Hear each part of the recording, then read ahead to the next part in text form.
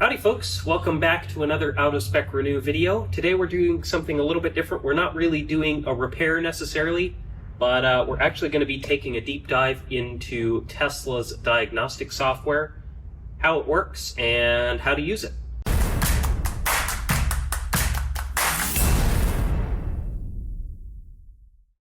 Okay folks, I've got big news today. Remember that EV raffle that I told you about earlier this summer? Well, we've heard from our friends at the CCAN Action Fund that they are severely undersold.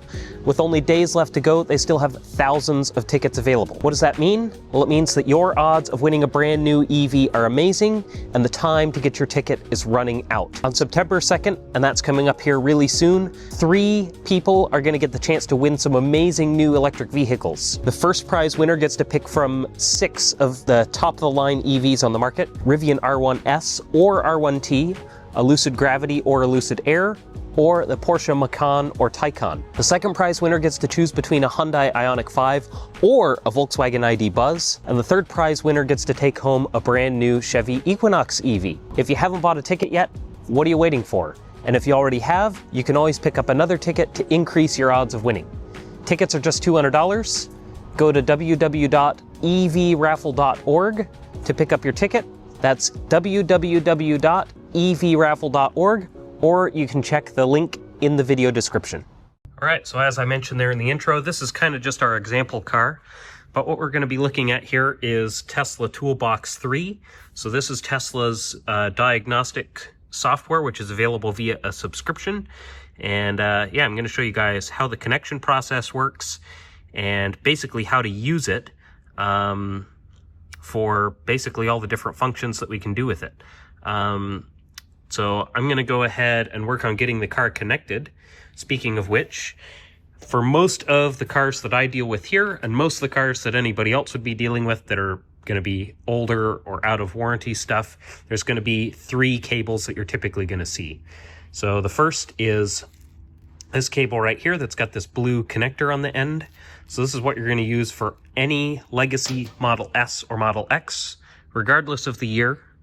For Model 3, and I guess probably not really Model Y, except for maybe some really early ones, you'll see this cable. It's just got this little 5-pin connector here on the end that actually only has 4 pins populated in it. And then the other end is an Ethernet, which is how all of these are. They're all an Ethernet on the end that connects to the PC. On 2021 and newer Model 3 and Model Y, I don't remember the exact cutoff, but it's sometime in 2021, rather than having this special connector, they actually just have an Ethernet port directly in the car. For anything newer than this, or newer than the stuff that these cables would apply to, so basically 2024 and newer, the cutoff dates for some of the different models vary a little bit, but generally speaking, most stuff that's 2024 and newer is actually going to have an OBD2 port on board, and it would be an OBD2 to Ethernet connector to plug into the computer. That's really all the hardware that's required. There's nothing special to do the diagnostic stuff, with the exception of 2021 and some early 2022 Palladium Model S and X. So that would be the Plaid and long range from early 2021, post legacy Model S and X, up until I think February or March of 2022. And they actually require a special media converter to do diagnostics with. I don't have one of those here with me now, otherwise I'd show you what it looks like, but essentially that's what we're looking at. I'm going to go ahead and get this connected up, and I'll show you guys the actual connection process with the car. So the trickiest cars to actually do the connection on the vehicle side, in terms of where the port is located, are legacy Model S and X. On the older Model S, like 2014 and earlier, the port would be behind this side panel, so you'd have to take a trim tool, pop this panel off, and it would be down here near the bottom. This car is a 2015, so it actually has it down here, and what we're going to do is we're going to take this cubby, basically push straight down on it until it pops out of place. On cars that have the older style center console like this, you don't want to fully remove this thing, otherwise it's basically impossible to get it fully seated back in there without taking the whole console apart. later cars that have the full console, this whole piece pops out really easily. But basically back here, we're going to have two connectors. So we're going to have this large rectangular connector and then this smaller white one. So the smaller white one there is what we're going to plug our cable into. And then I've actually got a pretty long cable here, so I'm just going to run this outside the car to my table here, and we'll connect to the laptop. All right, so we've got our cable connected on the car side. We're going to go ahead and connect it to the laptop now. Now, if you don't have an Ethernet jack on your computer, you can use an Ethernet to USB adapter. We've got that plugged in. So now what we're going to do is we're going to go up here and hit connect. So we're doing a local connection. So we should be able to just connect.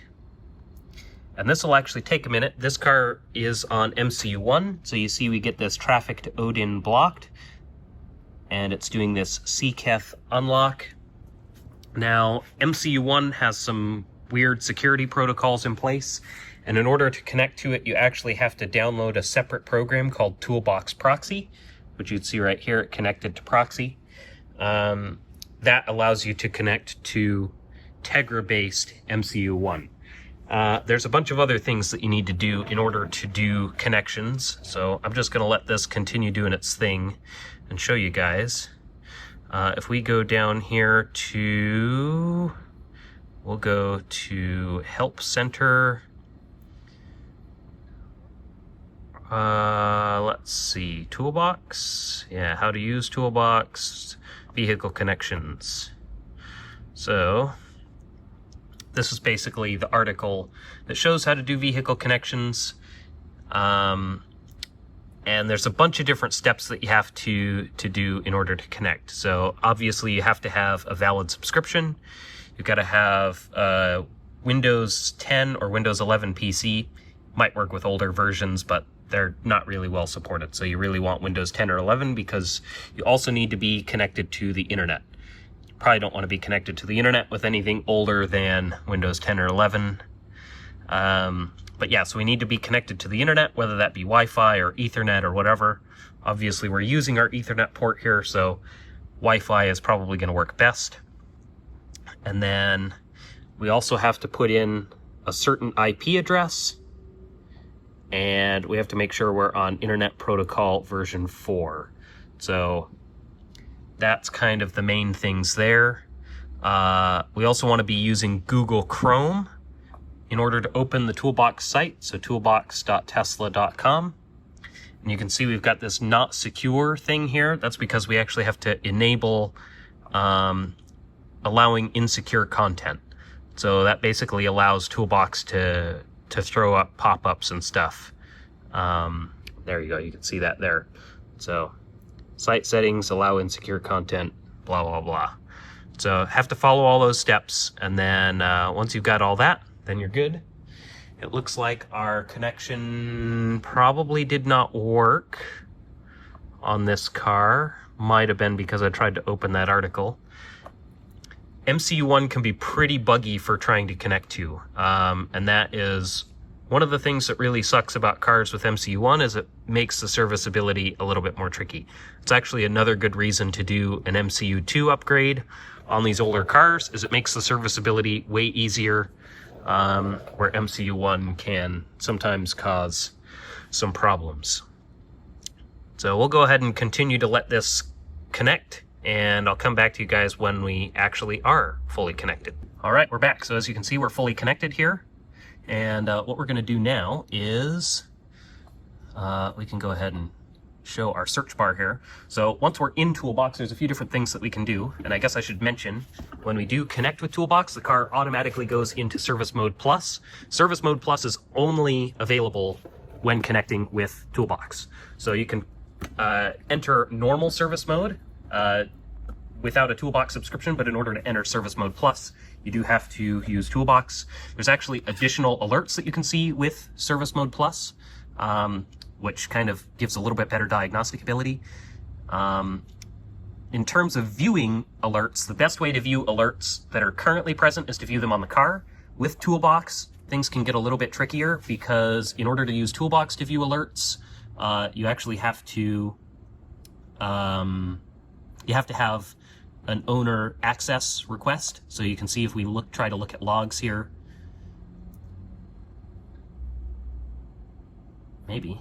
Oh yeah, so there you go. It says 404 request owner authorization for this VIN. So we can't look at logged faults through Toolbox without owner authorization, which I haven't actually gotten for this car because this car doesn't really have a problem where we need to go back through CAN logs. You also can't really view live signals either without an owner access request. So you can see we get the same thing. It turns red. And yeah, so we can't really use CAN Explorer on a car that we don't have a remote access request to. So we'll go ahead and skip over that for now. I'll do a remote access to a car that we do have an approved request for. So what else can we do with Toolbox? So if we go to Actions, you can see we have tons and tons of different actions. I mean, we've got bazillions of different things. Now, Toolbox is a little bit tricky in the way that it does all this stuff, in that there's not really any menu to search through. I mean, you can go through action types, you can filter by model and system, but there's no menu really for any of these functions. So usually the easiest way to find something is to search for it. Now, the trick there is knowing the right nomenclature to actually search for something. So say, for example, we had repeated isolation faults on this car. Isolation faults can trigger a latched alert that has to be cleared with Toolbox. So let's say if we type in ISO, and there you go, we get clear BMS isolation counters. So this would be a function that we could do with Toolbox here. We would have to unlock the gateway on the car, which basically just means drive rails on, foot on brake, right turn signal activated. I believe it takes 8 or 10 seconds, something like that, to unlock the gateway. And basically, that's just a user presence. Yeah, it's basically a user presence check just to make sure that someone can't be remotely doing these functions. So that's more or less what it is. But there's tons of other things that we can do in here too. So like, let's say if we had a contactor fault that through a latched code. You can see if we put in contactors, or really I just put in CONT, we get a whole bunch of different functions that we can do. So we can re-enable pack contactors. We can request the pack contactors to open. We can do a post-pack contactor replacement routine. We can clear the stress index, wide open throttle counter, contactor welded alerts, all these different things. And basically this is the whole key to using Toolbox, is just knowing the right keywords to be able to put in for anything. So we can also do a thermal system test, or do a thermal system fluid drain and refill. So yeah, that's essentially the gist of this, is just trying to find all of the right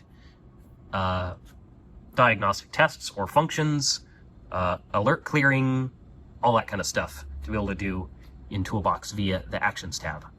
There's also a Dashboards tab.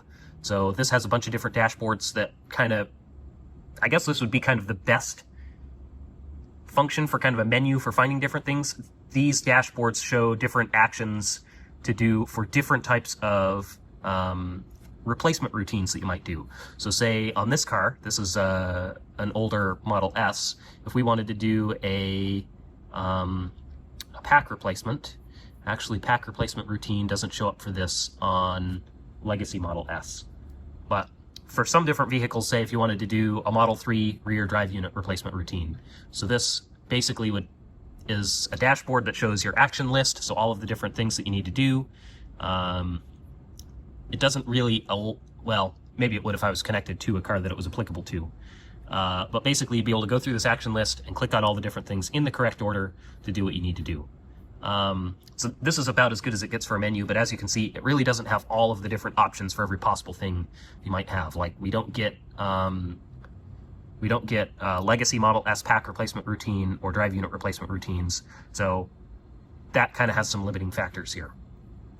And then the last tab that is super useful for doing any kind of diagnostics on any of these cars is the Articles tab. So if you had some different alerts on a car and you want to find out what the set conditions and everything for all of those alerts are, you can use this Articles tab. And say if I wanted to look up, say a BMS underscore W071, or not a 71, I'm thinking 107. So this would be a cell voltage sensor fault. And you can see we can click on that. It brings up this article, and we can go through here and see what all of the applicable information is for this alert. So we get our alert description: detects a brick voltage measurement that is inaccurate. Potential impact: inability to charge, drive, or support the low voltage system. The set condition is that a brick reports an inaccurate voltage measurement to the BMS. Alert log signal provides information on the specific inconsistency. And then the clear condition is if all the bricks report nominal voltage measurement readings. And actually this will not self-clear, it's a latching code. So this would be one of those codes that you would have to go through to the action tab, search 107, and you would be able to clear a 107 fault. And then if we scroll down even more, you can see we get these possible effects. So we could potentially get a brick under voltage code, a limp mode code, and then that's just another brick under voltage code. W means warning, F means fault. They're really the same thing, just different stages of failure essentially. And then over here we get our possible causes. So possible cause number 1, VSH impedance. Possible cause number 2, a high voltage battery brick is reporting inaccurate voltage measurement to the BMS, which it kind of already explained once already. False positive VSH impedance alert at high state of charge or high temperature.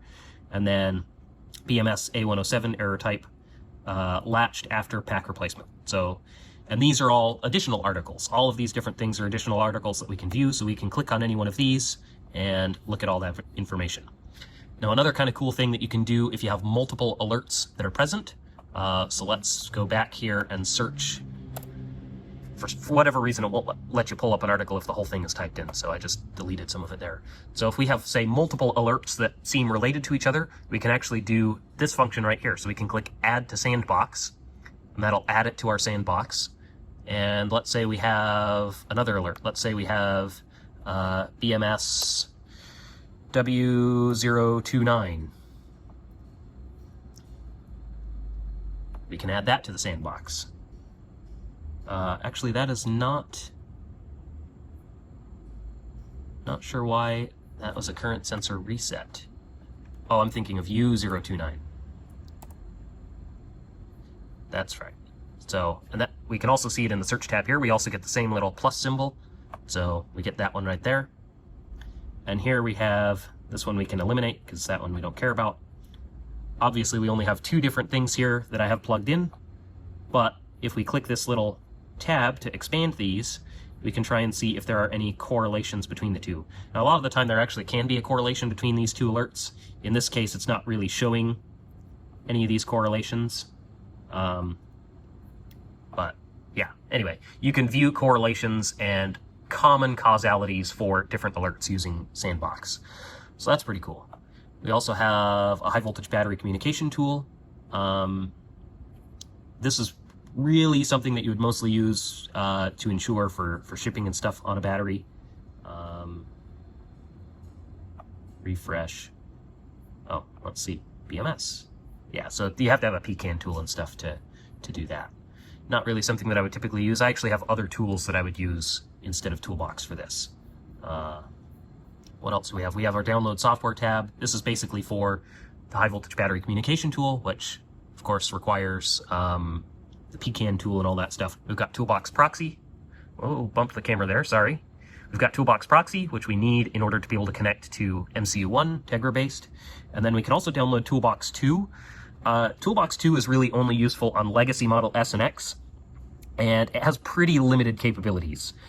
You can see here it says all repair and maintenance capabilities have been migrated from Toolbox 2 to Toolbox 3, and all service manual procedures updated with instructions on how to properly execute a repair utilizing Toolbox 3. So, like I said, Toolbox 2, not super duper useful. It can be useful sometimes on Tegra-based cars if you're having problems connecting with Toolbox 3, but it's got really limited functionality in terms of what you can do. And I actually do have Toolbox 2 downloaded on this computer. I believe it's right here. We go ahead and open this up real quick. It'll take a minute. And there we go. So we get old school Toolbox 2 opening up, and this one is an actual program that's downloaded on the computer rather than a web-based thing. But yeah, you can see the super old school setup they've got here with their sort of logo and stuff. And this really isn't something that I would probably recommend really messing with unless you have an old Tegra-based Model S or Model X where you're having problems connecting, because like I said, the capabilities with Toolbox 2 are just pretty limited in terms of what it can really do. and it takes forever to open up here, as you can see. Anyway, we'll come back to you when this gets opened up. All right, so we've got Toolbox 2 up here. So you can see we get all of these different windows, and we can kind of close and open these sort of at will. If we want to connect, successfully connected, waiting for vehicle. Yeah, this is why Toolbox 2 kind of sucks. Part of the problem is probably this laptop is kind of an old, not super great laptop for running programs like this, but the web-based stuff works perfectly on it. But yeah, so not super useful. We'll go ahead and basically just kind of skip over Toolbox. Oh, look at that. There we go. Now we're connected. It just took it a minute. So you can see we get some different functions here. So we get, in theory, we should get some information here, except it's not really wanting to load in. Yeah, it's having problems connecting to the vehicle. As you can see here, it's connecting and then not connecting, and yeah. Anyways, we're gonna skip over this. Not super useful. The functions in it just are not that great. And Toolbox 3 is really what you want to use under most circumstances. So let's go ahead and close that back out. We'll open up our Chrome here again. What else do we have here? We've got our owner authorization request. So if you do want to do remote diagnostic stuff, we've got this remote access request thing. So you can see I've got different approved and pending ones here.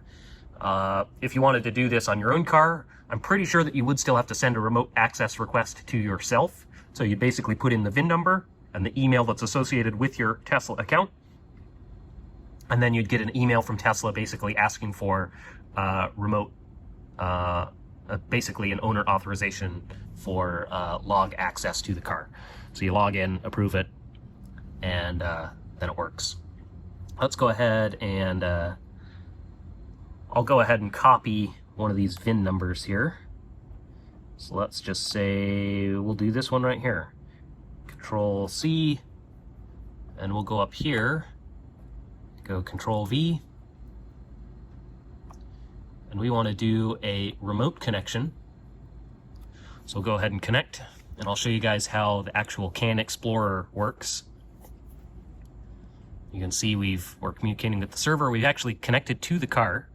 And if we go over here to CAN Explorer, we can go ahead and close our search tab. So you can see we get this window of availability for CAN logs. We can actually request logs. So for most instances, you can request logs up to 30 days.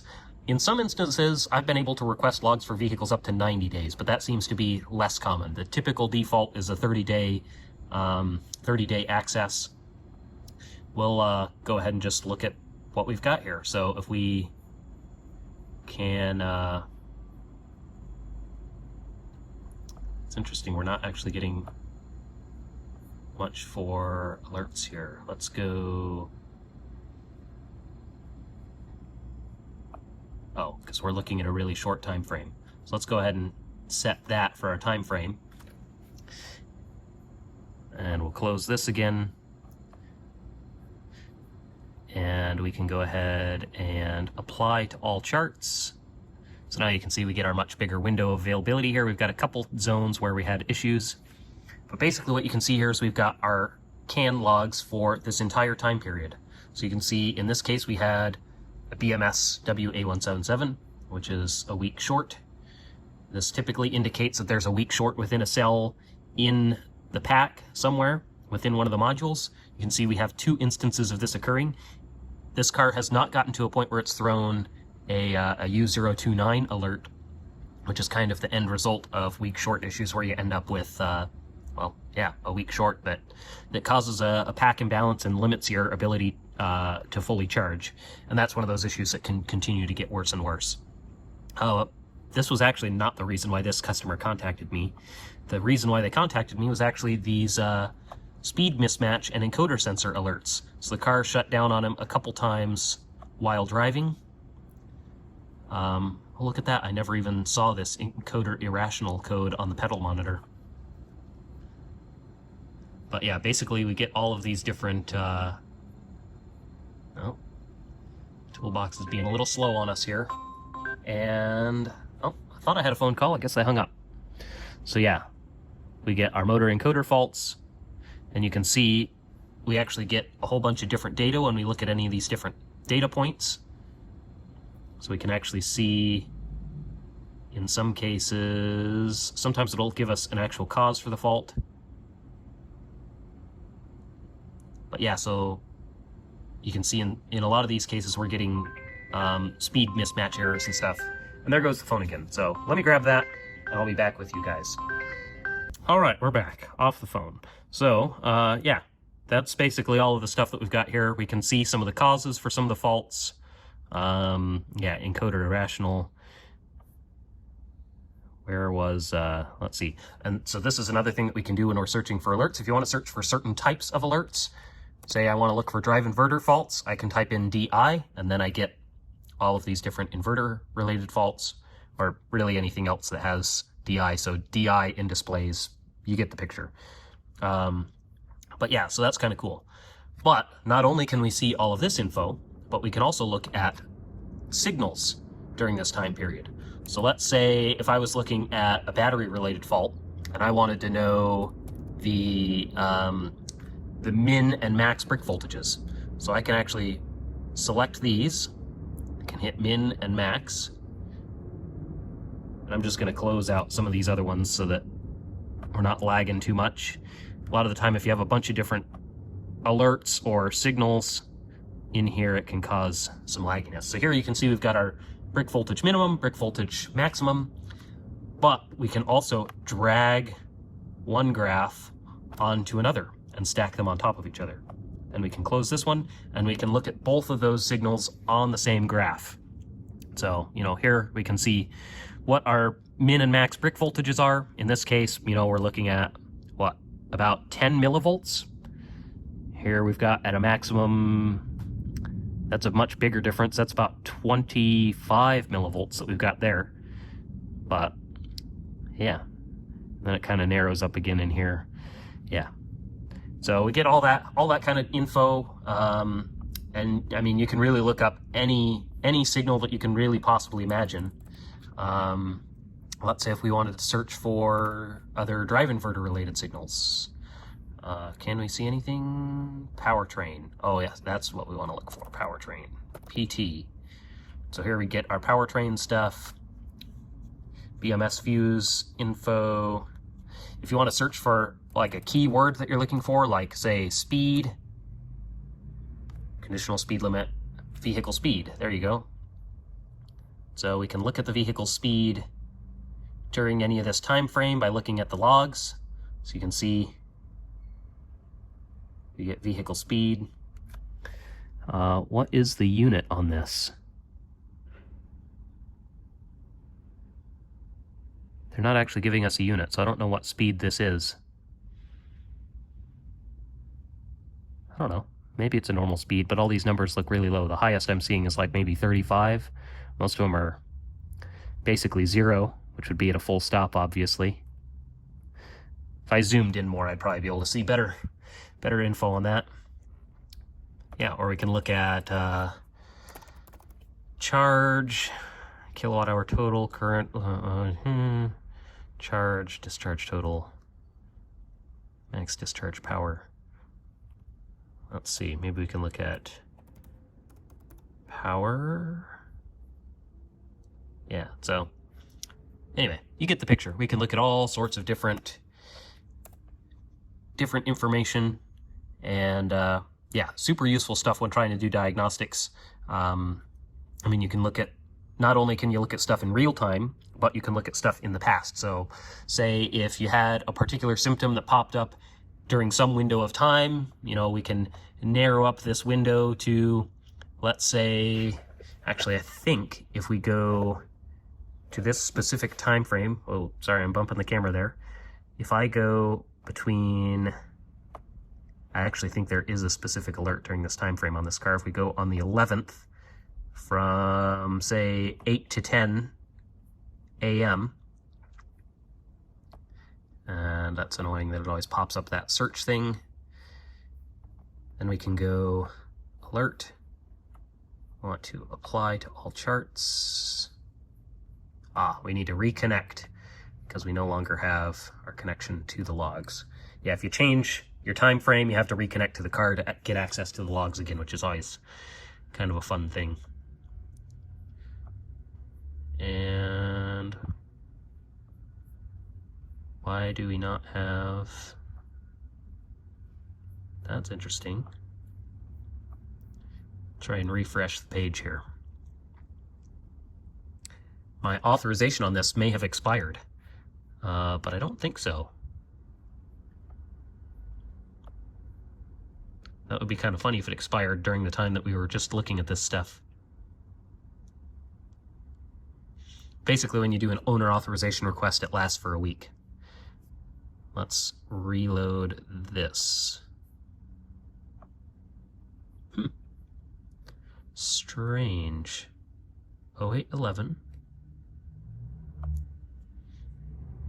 8 to 10. Apply to all charts. Weird. Why do we not get... I don't get anything. Maybe I'm looking at the wrong time frame here. Just widen this up a little bit. This might have been a time when the car was idle. Yeah. So I'm looking at a time frame here that probably doesn't match up with anything. I was thinking that maybe it was this particular time range, but maybe it wasn't. I was thinking it was the 11th. Whatever, you get the picture. We can narrow up our time range to look at specific data if we want. Let's see, let's just find a time range where we can look at specific data. So let's go drive inverter. Nope, don't have it there. Let's go all the way to 10th on this. Nope, 16.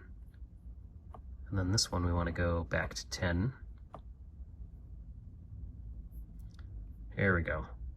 So let's go here. So you can see we get all these bunched up in this little time frame. I was right about the date, the 11th, but we're later in the day. So we're going to be from about 20:45 to 21:21. So let's go 11. And we'll just go 11:30. Wait a minute. That's wrong. 20:45. So we'll go 20:30.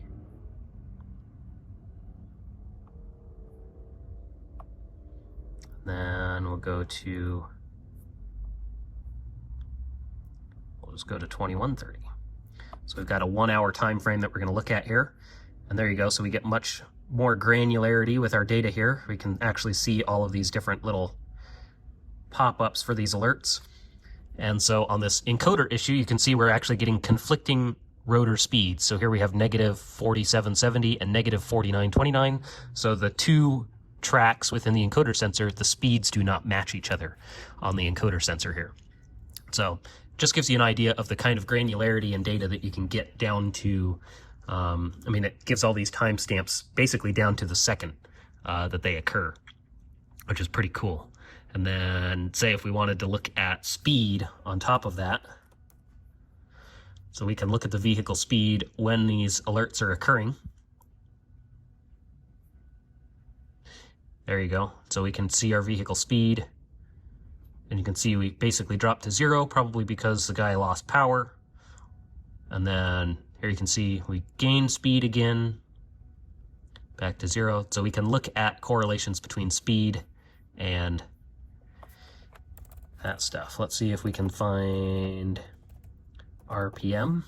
Nope. Rotor. Nope. Encoder. Okay, so I guess we don't get signals for the encoder sensor other than just what are logged by the faults. But you could match all this stuff up to the rotor speed. Yeah, here you go. So it looks like it's probably track 1 that's probably having a problem, because we've got it dropped out to 0 here, even when the speed is higher. And it's always consistently lower than the other one whenever it's throwing this fault. Well, except that one. That one, it's higher. But, yeah. Oh, and look at that. That one, we've got a positive and a negative value. So all sorts of interesting stuff there that's going on. Now, an issue like this could be caused by a failing rotor encoder sensor itself, or it could be caused by damage to the electronics within the drive unit that are what monitor the encoder sensor. So it could be a coolant intrusion related issue, which I think would probably be my guess on this one, because I don't know if it threw it on this particular time frame, but there was a... Oh yeah, it was during this time frame. So we had this phase C peak overcurrent. So basically what happened is phase C in the drive inverter actually saw an overcurrent situation right here, but it was just at this single point in time. So that could have potentially been a fluke. Hard to really say. This is one of those things where I'm going to have to look at the car in person to really be able to diagnose it. But all of this stuff gives me a lot of clues and directions to go in terms of what I can actually do for diagnostics. And yeah, so pretty cool. And this stuff we can look at remotely, or if we connected to the car locally, but we do have to get owner permission to look at all the logs. So that's what this, if we go back over here to that owner authorization request, that's what this does. So basically, if I wanted to request an owner authorization, I would type in their email, type in their VIN, and then basically I would just say to Tesla, it's a vehicle that's in service at my shop, or it's remote diagnostics. And then you would basically just send the request.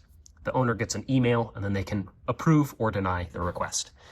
And yeah, I think that pretty much does it for this. Oh, other thing that we can do is this actually has a link that goes directly to service information, which all of this stuff is actually available for free once this loads anyways. So any general service information for any of these vehicles, so say if I click on Model S here, all of this stuff is available to anybody for free. You don't have to have a diagnostic subscription to see the service manual, correction codes, wiring diagrams, all that stuff. And this is just service.tesla.com to see that.